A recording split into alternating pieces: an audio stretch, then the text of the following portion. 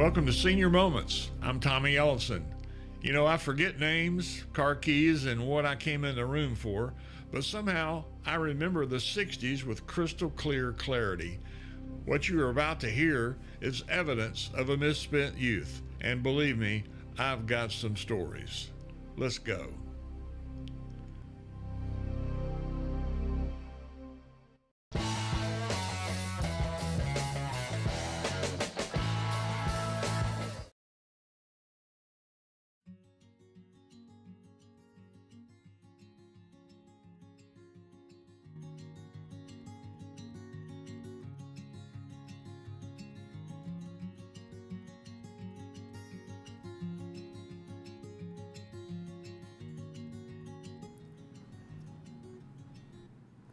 Well, hi, boys and girls. It's Tommy Ellison. I'm on the TV.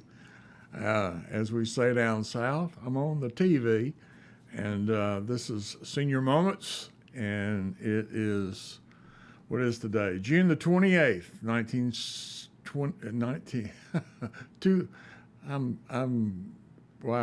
2026. It's 5 p.m. and we are live at 5 with Senior Moments, my podcast, and more evidence of a misspent youth. And I'm gonna be totally honest with you guys. I was struggling a little bit to actually come up with a topic for this particular episode. This is episode 62, in case you're wondering, and perhaps wondering what that number is all about. So, excuse me, I will be right up front and tell you that I do not have a script for this show. I do not have I have a plan, but I don't have a script like I typically do, or a subject matter. I don't have any pre-prepared statements or videos or anything. But I thought I would play a little game called Potluck. And, let me explain how this is going to work. I have a deck of cards that I bought maybe 2 years ago, I guess, called BASECAMP Card Company, 54 playing cards, and they are actual questions. Now, here's the deal. I need your help tonight, really. You're going to make this the show that it will be, and I'm gonna tag along as a helper here, because in these cards, they are like playing cards, okay? But it's not a card trick. It's basically just, let me read the description to you, okay? It says, inspired by awesome campfire conversations, these cards were created to build meaningful connections and memories. A game of cards is a timeless source of fun. The addition of 54 ice-breaking questions encourages your most interesting stories. Whether you're in the backcountry or the break room, these cards are sure to provide endless entertainment. I guess we'll be the judge of that. Okay, so in this 52 deck of cards, you'll notice that there are questions that are written on the cards. And I'll hold one up closer to the camera for you. There's one, as you can see, I'm not sure. It's actually a little out of focus. But what this says is, it's also upside down. So I don't know if that's going to help the focus or not. But anyway, this card says, what is the dumbest way you've been injured? I'm not going to work with that one right now, but my point being, every card has a different icebreaker question. Now, if you're watching this live, and really this is the best way we're going to be able to do this. If you're watching it live, you'll notice there's a place where you can leave a comment. You can do it either on Facebook, on the podcast live, or you can do it on YouTube, which is a live Facebook right now as well. They're going out to both of those media simultaneously. And so if you're watching, I really need you to help me by making maybe a comment about how you would answer these questions. So here's what we're going to do. I'm going to take and spread through the cards as if to say, pick a card, any card, and I'm going to stop at a random card. I'll take the card and I'll read the question and try to respond to it. Sound like fun? Doesn't to me, but we're too far into this. But really, I need your help. So if you're watching live, and I know a lot of you do, all right, let me rephrase that. I know 3 or 4 of you do, then help me out here, okay? You got to help me out. So, number 1 card, 7 of clubs, it says this. What is one thing you should know how to do by your age, but still can't figure out? Well, I can think of several things that I haven't yet figured out, one of which is algebra or statistics. You know, I like statistics, but they didn't like me. In fact, I took a course in college of statistics at Samford, and the teacher loved me so much, she asked me to come back the next semester and do that same course again. So what is one thing you should know how to do by your age, but still can't figure it out? That's a good one. Well, I'm thinking about things that I don't do real well. Maybe it had to do with music. You know, I play the guitar, but I don't play very well. In fact, guitar is one of those things where if you don't use it, you lose it. And I would probably, just to kind of keep the show going here, say that maybe skill level on a guitar would probably not be my strong suit.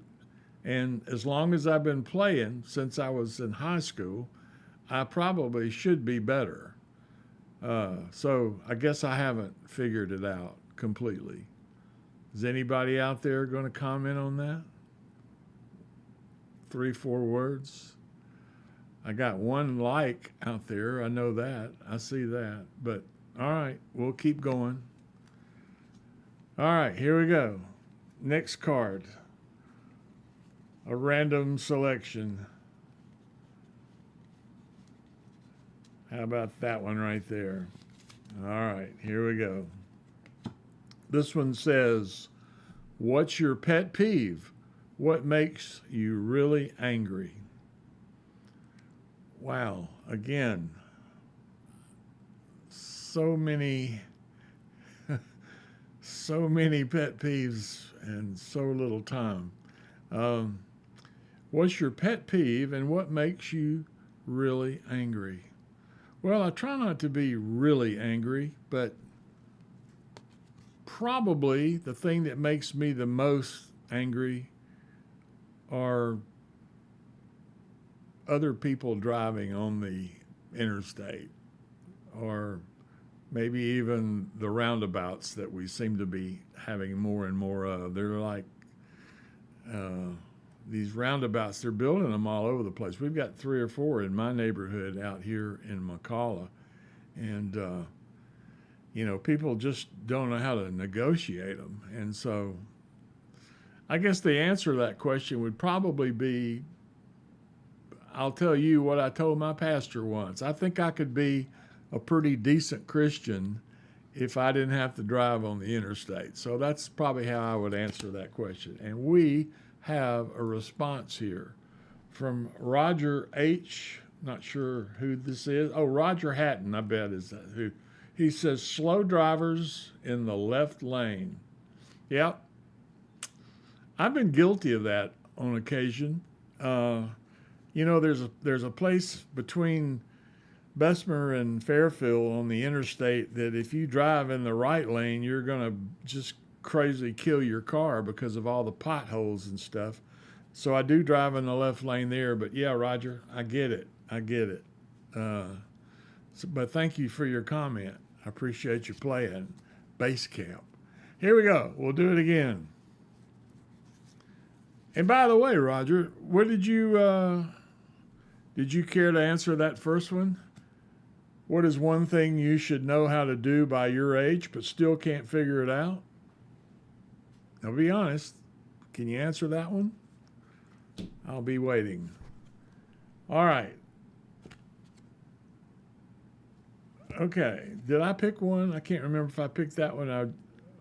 Well, let me read it. It says, would you rather spend the rest of your life with a sailboat as your home or an RV as your home? That's a great question. I don't get seasick, so sailboat's not out of the question. I don't know how to sail. Never have figured out how that wind blows one way and the boat can go the other way. I haven't figured that out yet. But an RV, an RV is kind of cramped. At least on a sailboat, you can step out on the deck and enjoy the sunrises and the sunsets, and you can. I'm debating whether to say this, and I don't think I am. But anyway, there's probably some advantages of being on a sailboat. You get to eat a lot of fish, I guess, if you can fish. But anyway, Roger, if you're out there, you may want to take a shot at that one. We'll try it again here. Again, random cards. I can't believe I'm doing this. All right, here we go. What is the most surprising item on your bucket list? The most surprising item on my bucket list. Wow. Well, I have had the good fortune of traveling a lot in my career, and there's a couple of places that are still on my bucket list. I would love to go to the Holy Land. I just don't want to go tonight, okay? That's an old blues song. Everybody wants to go to heaven, but nobody wants to go tonight. But anyway, I've always wanted to go to the Holy Land, to walk where Jesus walked. I've been to Paris, but it was for a day and a half, and there's so much more there to see. Don't necessarily like the French. They're kind of uppity, but they probably think the same of us. But there are people in France that can speak English, but they won't because they're just stubborn. They don't want to communicate with you, or at least that was my experience when I was there. But Roger, I'm waiting on you, buddy. What is the most surprising item on your bucket list? Have we got anybody else out there watching this besides Roger? In case you've tuned in, I've got 3 likes out here, so there's 2 people apparently that are kind of holding back. You can leave a comment. You can type it. If you want to come on live, I can give you the link, but that's something you don't have to do. But what is the most surprising item on your bucket list? So if you want to answer that, take a shot at it. In the meantime, we'll choose another card. What's your favorite card, Roger? Is there a playing card that you like? We could isolate on that card. I have no idea what the question would be. But if you have a favorite card and you just want to type one out and send it in as a comment, let me know. That could possibly be fun. Jenny Poole. Hi, Jenny. Thank you for watching. Jenny comments Africa, and I'm assuming this is your bucket list. That would be cool. Every time I watch Out of Africa, I always say that would be nice. And Roger here says he doesn't have a bucket list. Well, I guess it's kind of morbid to think about a bucket list because it's like things that you want to do before you kick the bucket, but just things you want to do that perhaps you thought about. That would qualify as well. But anyway, we'll pick another card here because I feel like I'm losing this here. Okay.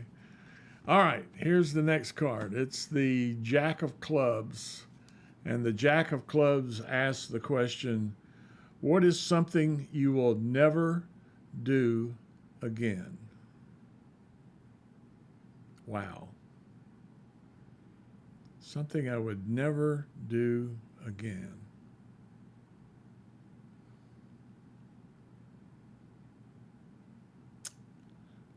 There's a lot of things I would never do again, but I would never want to make it public.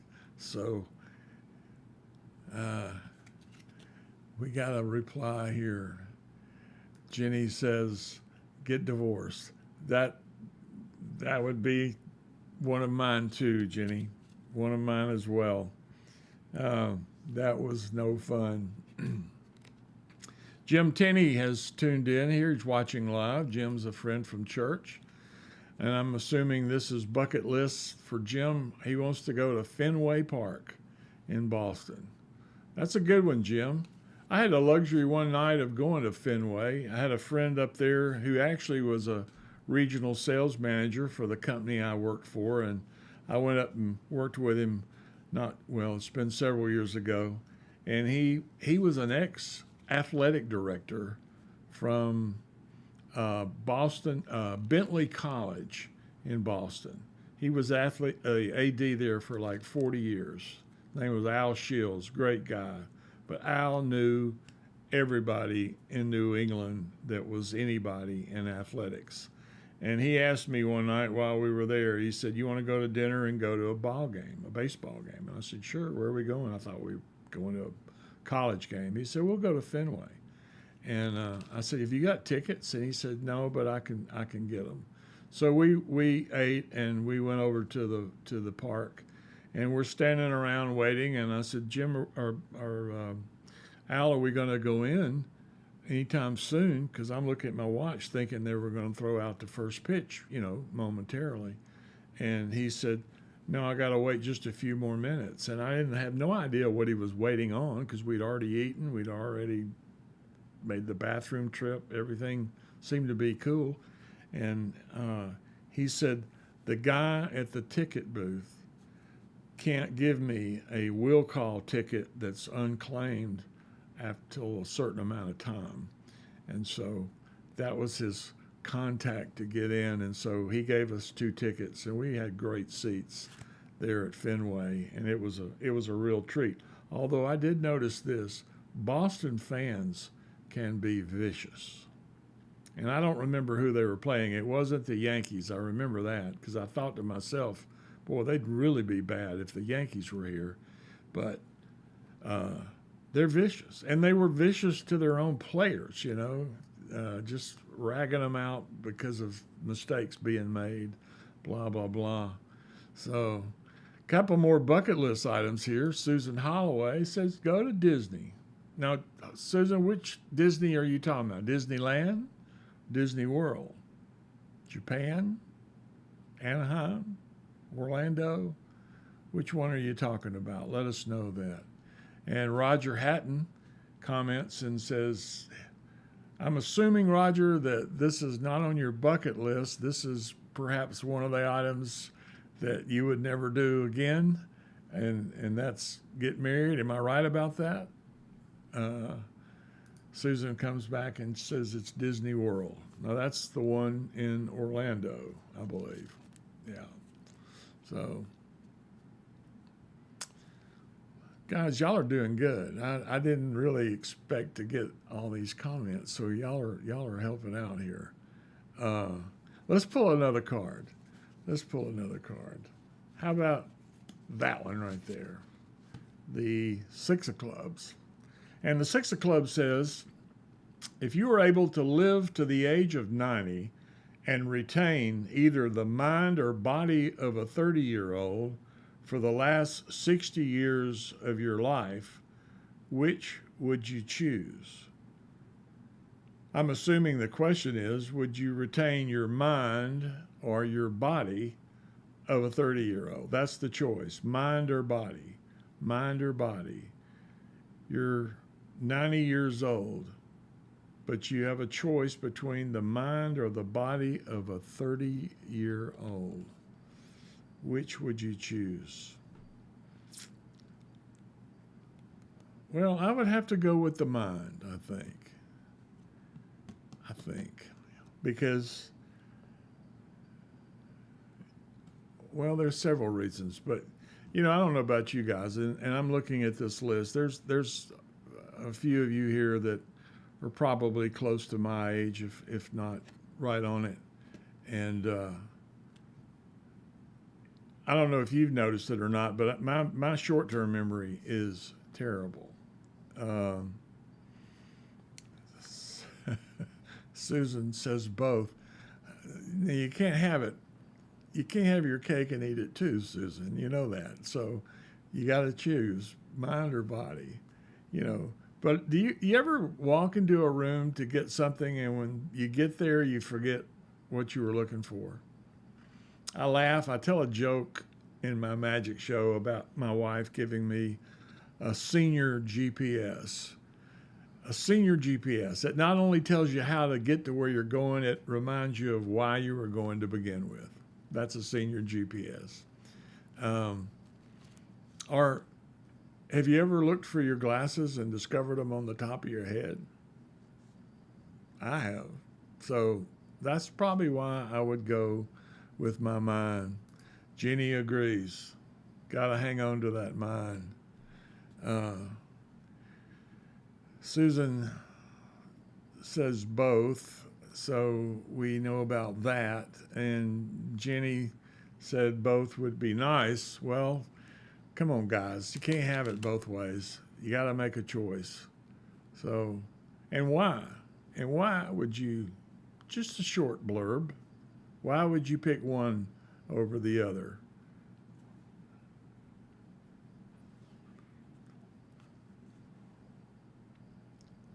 Roger says body, because after 40, there are too many aches and pains. Well, I don't disagree with you there, but at least if you had your mind, you would know where you kept the ibuprofen, Roger. So anyway, but that's your choice, your choice. You want to do another one? Let's pick another one. That one about mind or body, I saw that earlier, and I thought I took it out because that's a tough one, and I didn't realize that I left it in. So, all right, so now we have the four hearts, which the card's value is really meaningless here. But the question is, if you had a theme song, what would it be and why? If you had a theme song for your life. Not an earworm, but a theme song.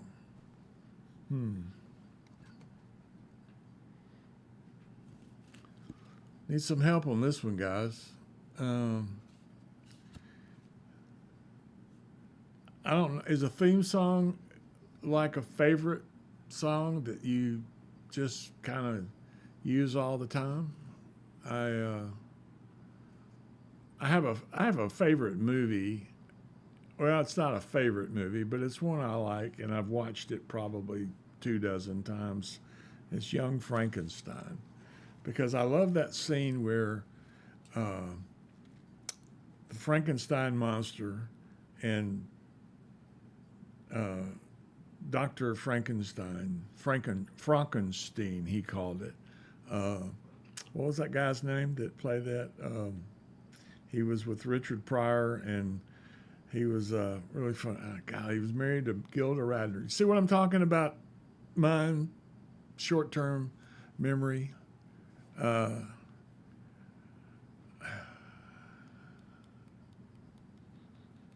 cannot think of his name. Anyway, there's this scene where they're dressed up in tuxedos, and he's introducing the Frankenstein monster to the society in New York or someplace highfalutin theater arrangement, and they're going to do a tap dance number, and with a cane, top hat, the whole tails smear, and the song is "Putting on the Ritz," and I'm not going to sing the song, but the tune is da da da da da da da da da da da da da da da da, and the singer would sing "Putting on the Ritz," but the monster in this case would always say da da da da da da da da da da da da da da da. Put on the Ritz. He didn't talk well. Anyway, I don't know why. I just love that. I just love that. Susan says, "I always love you, my husband." Oh, the song. Okay, I get it. "I will always love you." Who was that? Who was it sang that song? Do you remember? I can picture her. My memory, it's awful. It's awful. I'm not even sure I remember why I started this mess. No, I'm just kidding. Okay, we'll pull another card here. Go down deep. See if we can get something easy. Not hearing a lot of favorite songs from you guys. Susan piped up here, but anyway, this one says, do your family or close friends have any nicknames for you? Wow. Now, that one I have answers to. Do your family or close friends have any nicknames for you? But I'm going to wait and let you guys tell me a few nicknames first. So, meanwhile, I'm going to take a little sip of tea.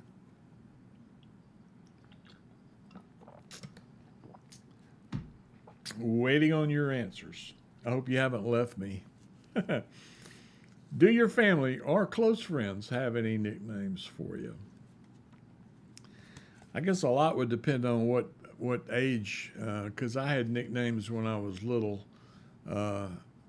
I'm Thomas Edward, and my dad name was Thomas as well. He went by Tom, and I always liked Tommy because it sounds younger, especially now. It's not bad to have a young sounding name, right? But my dad used to call me Tomcat, not Top Cat, but Tomcat, and you know, it's your dad. You go along with it.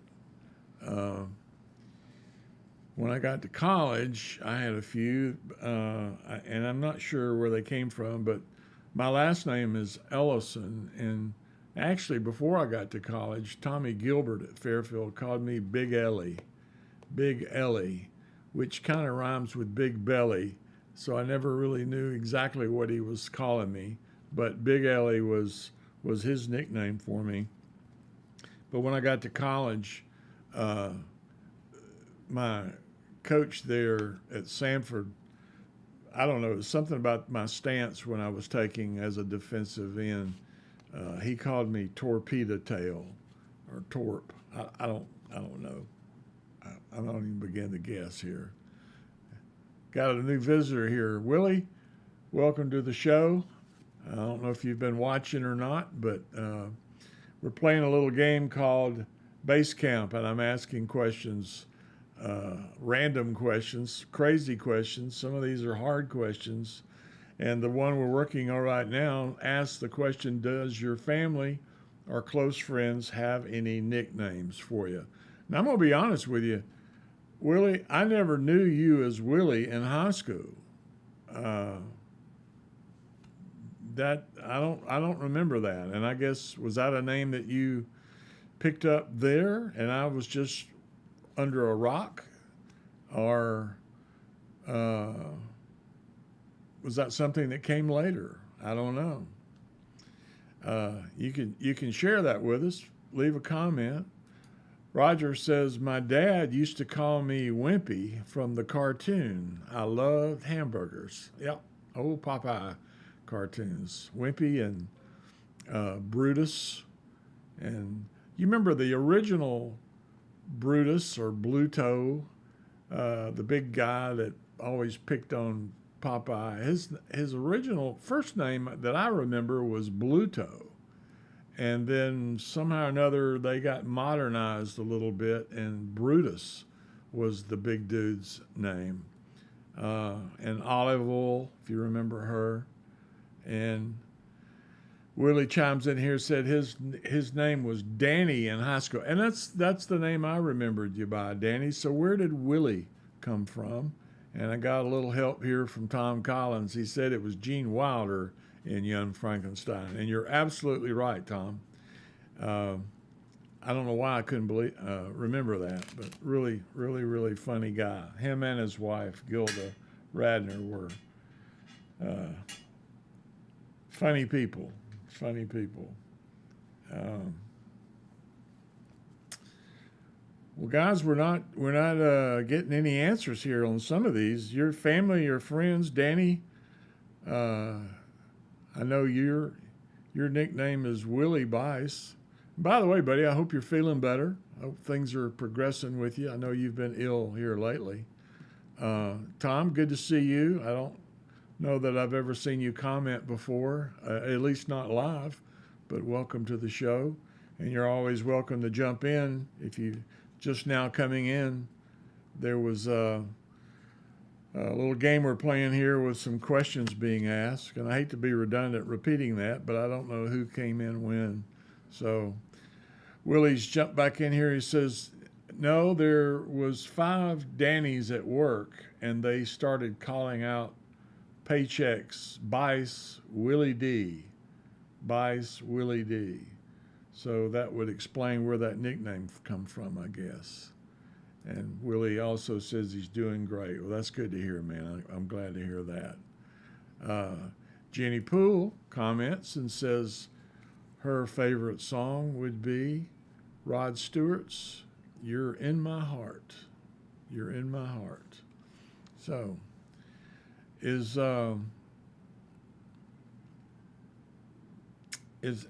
trying to remember, when was that? Was that in the 70s, maybe? Tom, you got a good memory. Tom Collins and I played ball together at Sanford for several years, and a lot of the guys there just called me Biggin. That's what Coach Grubb called me, I believe, his nickname for me, Biggin. I had a few nicknames that probably I really shouldn't say, but, I probably had a few for them as well. So what goes around comes around. And Willie is my first name. I did not know that, Mr. Bice. Now, was that short for William, or was it actually like Willie on your birth certificate? Would love to know that. So let's get another one. Let's get another card here. How long have we been on here? I'm not sure. We're 33 minutes. Time flies when you're having fun. All right. Oh, gosh. King of Diamonds says, what's your guilty pleasure? What is my guilty pleasure? Again, I don't know if I want to go there. My guilty pleasure. Somebody want to take a stab at that before I go, feel free. What is my guilty pleasure? Probably, if I was honest, it would have to do with food. And don't ask, well, I'm not sure I'm the only person in this.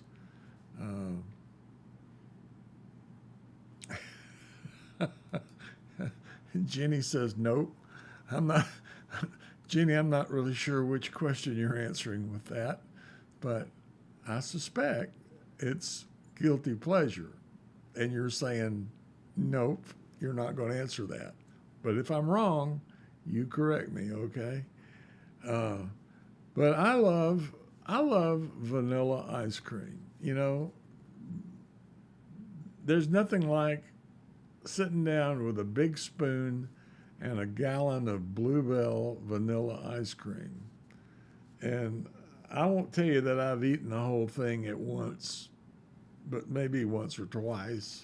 But I try to lay off of it now. They get these little bitty cartons, little kid size Bluebells, and it's kind of embarrassing when your wife brings home like a sack of 8 or 10 of them, and you consume the first 5 or 6 the first night.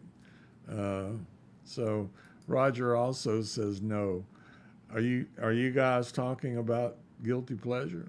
Because you know you don't have to. We're not going to confession here. No, bless me, Father, for I've sinned. It's been 30 minutes since my last confession. Um, but I got 2 notes here, and I'm only speculating that that's guilty pleasure. So, guys, why don't we move on that one? I gave you mine, and maybe I was truthful, and maybe I wasn't. So, all right, the Ace of Hearts says, if you were president, what's the first thing you would do? Wow. If I were president, what's the first thing you would do? Well, given the nature of current events, and I really don't want to get political, so uh, let's just say we would. I know what I would do if I were president. I would put up a big outdoor arena and have a fight, like a UAW.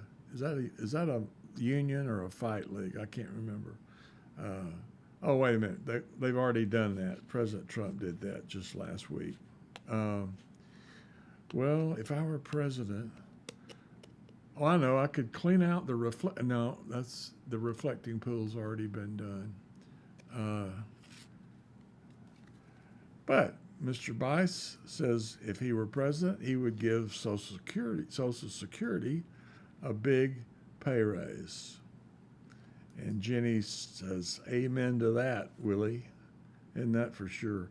You know what really bugs me is the Congress writing legislation and referring to Social Security as an entitlement. That just chaps my butt. I'm sorry. I mean, you know that. You know why. You've been paying into it. Didn't get asked if you wanted to pay into it, but you've been paying into it ever since you had your first job. I started at 15, and that's my money. If I had been putting all that money in a bank with decent interest rates, I would have 4 or 5 times more than what the government would ultimately pay out to me over a period of time with the Social Security program. You know all these things, I'm sure, because y'all are all smart people. Jenny was a teacher. I'm sure, Jenny, I don't know if you get a retirement from teaching or not, and I don't know if did teachers pay into Social Security? I don't really know the answer to that question. Maybe y'all were like the government employees that don't actually pay into the Social Security Administration. But those of us who did, it's not an entitlement. It's not something that's being gifted to us. You're basically giving us back the money that we put in it over a long, long time. 62 years in some cases, 70 years in others. So it just burns me up to see them use that. Jeannie said, yes, we did. They did pay into Social Security. I didn't know about that because I know the teacher retirement is a swell program for those that have made a career out of that.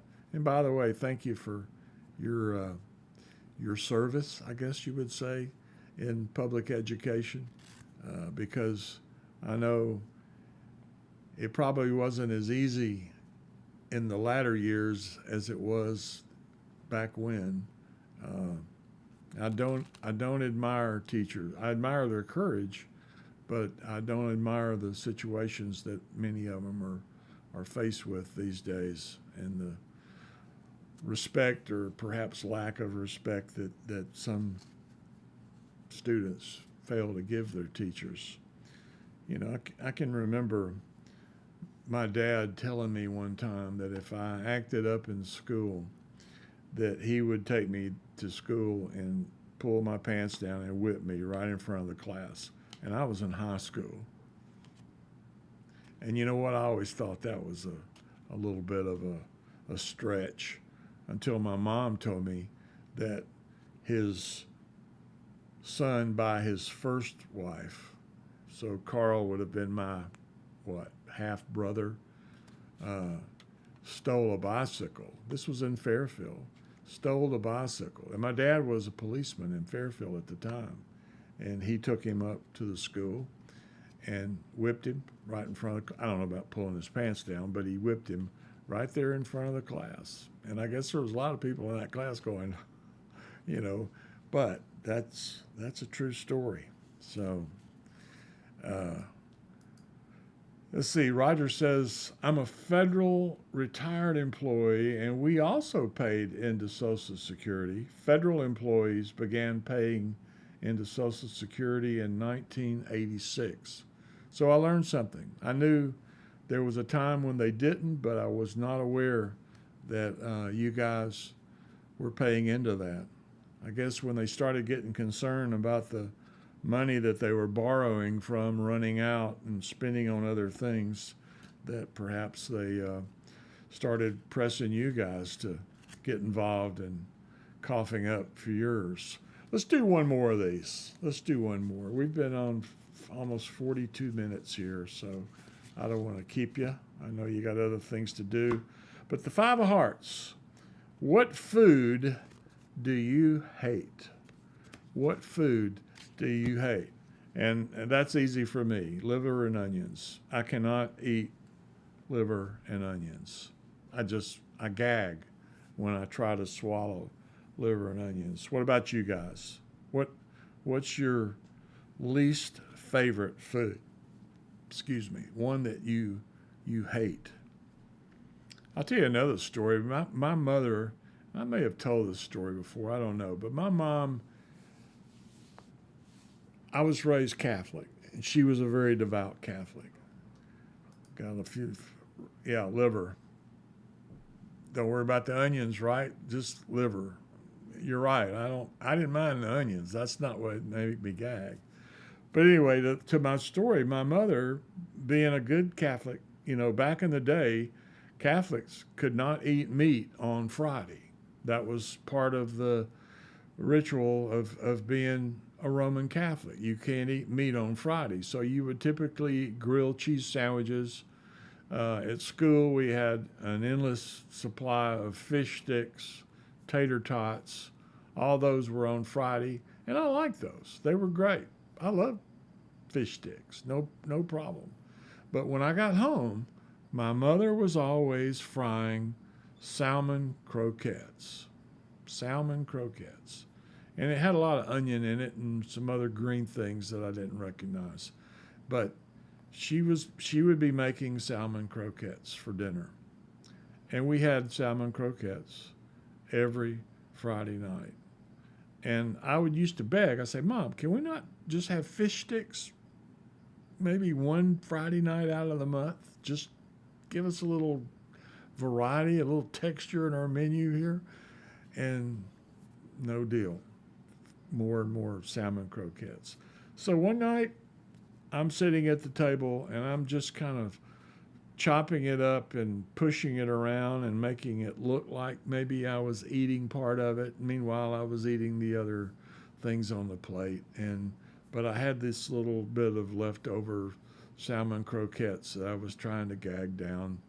And finally, she got up and left the room, because I'd sit at the table for 30 minutes probably, essentially just putting off eating the salmon croquette. and she she left the room. Yeah, I eat salmon. We eat a good bit of salmon, but that skin on the back is what really turns me off. You gotta peel that salmon, or excuse me, we had this debate today. Is it salmon or salmon? I think it's can be pronounced both ways. But anyway, let me finish this story. So I'm sitting there looking at the remnant of this croquette, and um, she leaves the room, and there's a window in our kitchen that will open. And so I went over and opened the window and just raked the salmon croquette parts off off of the window, out of the window, and it would fall probably, I don't know, 6 or 8 feet and be in a flower bed, really a lot of bushes and a bed that was right underneath that window. And um, the I put the plate down, and my mother came back into the room, and she said, "Did you eat all that salmon?" Thank you, Jenny. And I said, "Yes, ma'am." She said, "Don't lie to me." And I said, "Oh, I did. I ate it. I ate it. I promise I ate it." And she said, "Come here. Let me smell your breath." Well, man, I was dead in the water because I knew I had not had one bite. I couldn't even fake it. I walked over. I tentatively breathed. I breathed in her face, and she said, "You haven't eaten that salmon. What have you done with it?" And when your mother's sitting there looking at you, and my mother, bless her heart, she was the disciplinarian in my family. I mean, if I had $1 for every time I got a whipping from my mother, you know, I could be living on my own private island. I mean, it's just, anyway, I broke down and I said, "Mom, I threw it out the window." And she said, "Go get it." So I took my plate and my fork and I went out into the flower bed and found a few pieces of the salmon lying on the ground, put them back on the plate, brought it back in, and she said, "Now eat it." There are parents that would probably go to jail for this today. I mean, that ain't right. But true story. Salmon. Now I know how to say it right. Salmon, salmon, salmon. Well, you guys want to do one more, or you want to call it a night? Your vote. Uh, this has been kind of fun. I've never had this many comments come in live before, and I could get used to this. So, anyway, I be back next week.